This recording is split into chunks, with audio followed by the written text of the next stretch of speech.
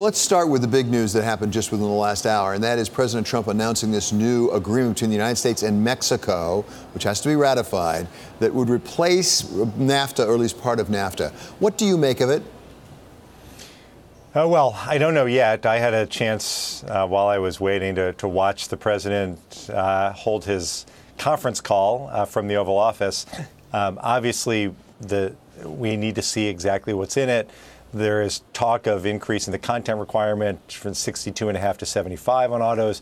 We need to see that and how that's defined. I'm very interested in taking a look at the labor provisions, especially the agriculture piece is important in my part of Florida. So we'll look at it. Congress will have an opportunity to review it. That's one piece.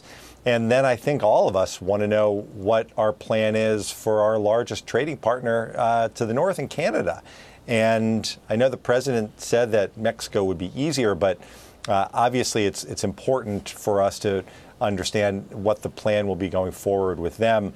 So we'll have an opportunity to review this, and I hesitate going much beyond that until we see what's in the details. Understandably, but let me understand a little bit about the process, because as I understand it, the president's been negotiating this under so-called fast track, which essentially Congress says, you go ahead and negotiate a trade deal, Mr. President, and then we will vote on it either up or down. We won't try to make amendments and things like that. Does a bilateral agreement fit under fast track? Because the NAFTA agreement was actually a trilateral agreement. Right, so this is going to come to Congress, yes, and there's a clock that will start running also. This has to go forward in 90 days, I think, as I recall. But we're going to have an opportunity to look at the details of this agreement before there is any sort of vote. And as I said before, David, I think it's also going to be important during this review period to understand not just what this impact is on American workers and the American economy, but what the plan is as well with respect to Canada and whether that's something that we would expect to see in parallel. I don't know that yet. The president didn't give any indication of that today. Congressman, whenever we talk with you, we're mindful of the fact that Parkland, Florida, is within your district. We now have had another shooting in Jacksonville in Florida, not in your district, but still down in Florida. As we look forward to the midterm elections, is gun control going to finally get on the agenda, do you think? Well, gun safety absolutely is on the agenda. Look, it's another tragedy with more families whose lives will never be the same and another community that's mourning. The problem is this. We passed, after Parkland, we passed a piece of legislation that I introduced before the shooting called the Stop School Violence Act, which presents a way for the community to work with law enforcement, teachers and administrators to help identify potential threats. But we can't keep doing this. There can't be a Stop Video Game Violence and Video Game Tournaments Act, and there can't be a Stop Shootings in clubs and Stop Shootings at concerts. We have to approach this by taking on the rational changes that the overwhelming majority of people in our country want to see, which is simply requiring universal background checks to keep guns out of the hands of dangerous people. It's not controversial.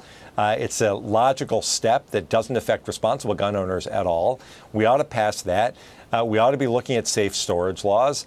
And we should pass the legislation that I recently introduced with a colleague from Indiana, a bipartisan bill to provide a nationwide effort to have a gun violence restraining order so that law enforcement can act when they know that there's a threat to get the gun away from the dangerous person before he or she does something with it.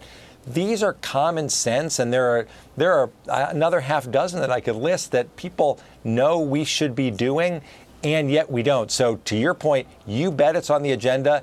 These student activists from my community have traveled around the country.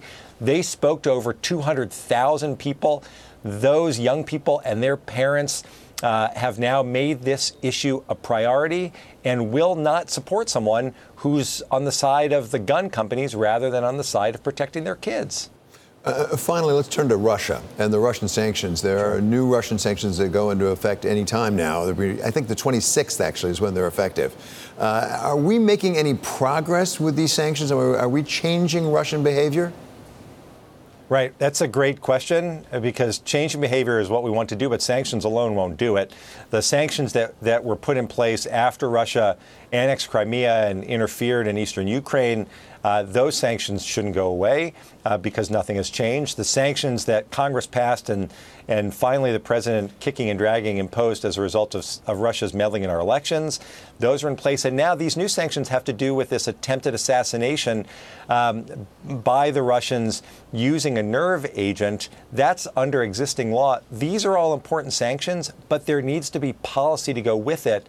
The concern that so many of us have is that as Russia works to interfere with our own election in 2018 and other elections around the world, as they launch these sorts of attacks with this nerve agent like we saw, and as they try to interfere in other governments around the world, we need to be working with our allies in a concerted effort to push back and stand up for democracy.